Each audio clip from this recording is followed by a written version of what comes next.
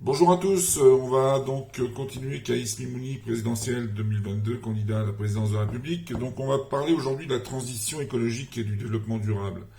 Alors, aujourd'hui, dans l'état actuel des choses, stopper le nucléaire, ce serait se tirer une balle dans le pied. Donc pour moi, il n'est pas possible aujourd'hui de le stopper, mais je pense que sur le moyen long terme, nous pourrons le stopper, c'est-à-dire à horizon 2050-2100, on pourra se passer du nucléaire. Mais en attendant, il faut le conserver, moderniser les centrales en place, hein, puisqu'elles commencent à être un petit peu vieillottes, et peut-être créer des petites structures, comme dit Macron, ce qui n'est pas trop idiot, mais des petites structures qui soient un petit peu plus un peu moins coûteuses que l'EPR qui, à Cherbourg, à côté de chez nous, là,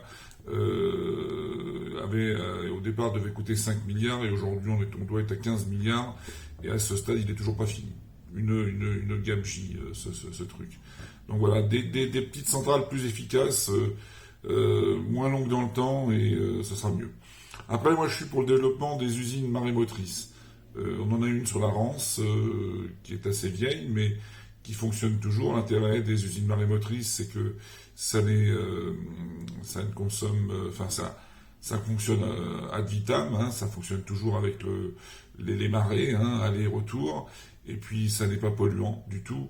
Donc je suis pour cela, hein, ainsi que les usines donc hydrauliques.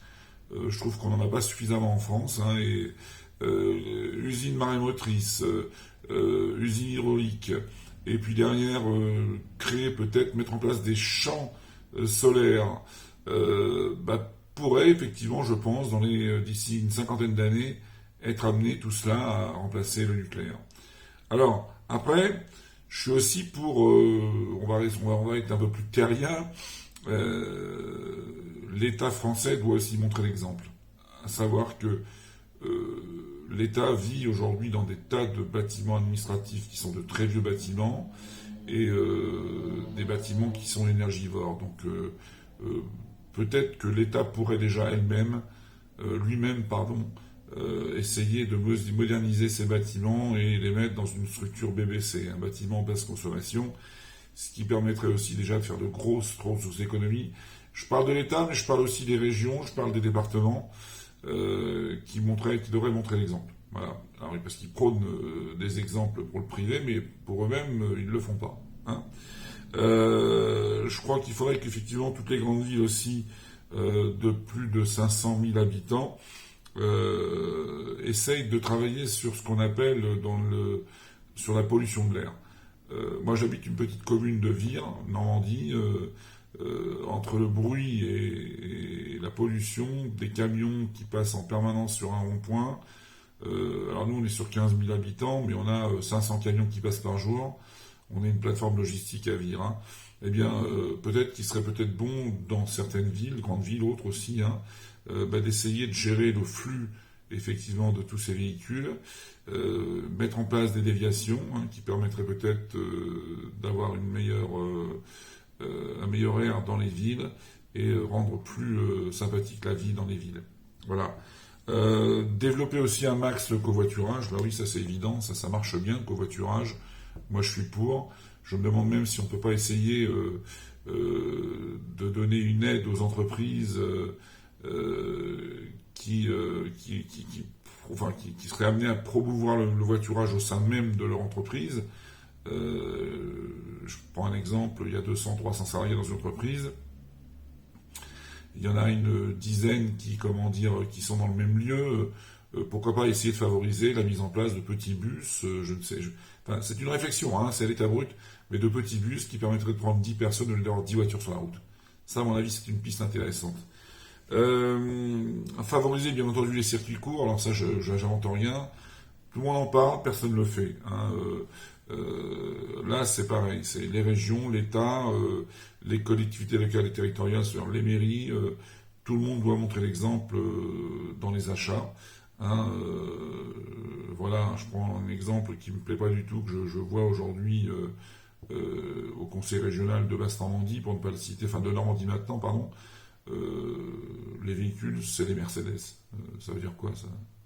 On est en France, on n'a pas de véhicules à fournir, nous, aux régions. Voilà.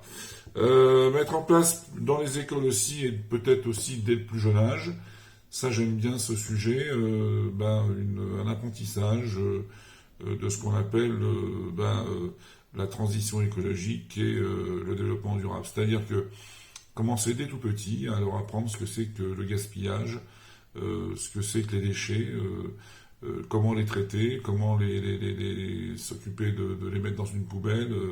Il y a 2 poubelles, 3 poubelles, on leur apprend dès tout petit à trier les poubelles, on leur apprend dès tout petit à manger tout ce qu'ils ont dans leur assiette à la cantine. Parce qu'en fait, dans le monde, on leur dit aussi qu'il y a des pauvres gens qui meurent de faim et des enfants qui meurent de faim. On leur apprend qu'il n'y a pas nécessité de porter des Nike et des Reebok, des chaussures qui sont faites en Chine, alors que peut-être en France, on peut trouver des chaussures moins coûteuses et plus, génératrices de travail en France. Voilà, on n'a pas besoin de toutes ces marques aujourd'hui. On peut peut-être remettre en place aussi, mais ça c'est autre chose, ce sera l'objet d'un autre débat, mais une blouse et une tenue pour les gamins de la primaire et des collèges, une tenue spécifique dans les collèges. Comme ça, il n'y aura pas de souci de Nike, de Reebok et compagnie. On pourra soutenir aussi un truc qui me paraît vachement important, c'est les associations. Bah oui, parce que les assos, elles sont le lien entre, toutes les personnes. C'est-à-dire qu'en fait, elles sont aussi là pour favoriser la transition écologique. Je prends l'exemple d'un jeune de mes copains qui m'avait parlé à une époque de jardin partagé. Ça, c'est vachement bien, ça, parce qu'en fait, ça permet en définitive d'avoir des coins de terrain qui vont être là. Alors, ça existe depuis belle lurette, mais ça serait vraiment bon de le développer. Jardin partagé, sur les toits. On pourrait aussi mettre des alertes, qui sont des alertes de l'opinion à l'école. On peut aussi faire que les collectivités locales et territoriales favorisent tout cela. Voilà, c'est important. Voilà, alors voilà quelques exemples qui sont pour la transition écologique et le développement durable. Ce ne sont quelques exemples, mais qui, à mon avis, pourront déjà faire avancer beaucoup de choses. Voilà. Ça fait 7 minutes 22 que je suis en vidéo, là, avec vous. Je vous souhaite une excellente fin de journée. Je vous avais promis de la faire, cette vidéo, rapidement. Maintenant, je vous invite, si vous êtes intéressé sur ce sujet, à communiquer avec moi sur Facebook ou sur YouTube. Je suis aussi présent sur TikTok. J'essaie de faire des vidéos plus courtes. Sur TikTok, n'accepte que des vidéos de 60 secondes. Là, je peux voir, j'en avais 3 à dire. Je vais compresser tout ça pour que vous puissiez voir cette vidéo. N'hésitez pas à communiquer avec moi sur camim04@yahoo.fr, camim04@yahoo.fr. J'ai besoin de vos idées, j'ai besoin aussi de vous écouter, de vous entendre. Je suis là pour faire une synthèse, une analyse, une synthèse de tout ce que vous pouvez me dire aussi. Et je suis là pour le meilleur confort des Français, en fait. Je suis pas là pour ma carrière. Moi, ma carrière, elle est derrière moi, elle n'est pas devant moi aujourd'hui. Allez, salut à tous. Bonne fin de journée.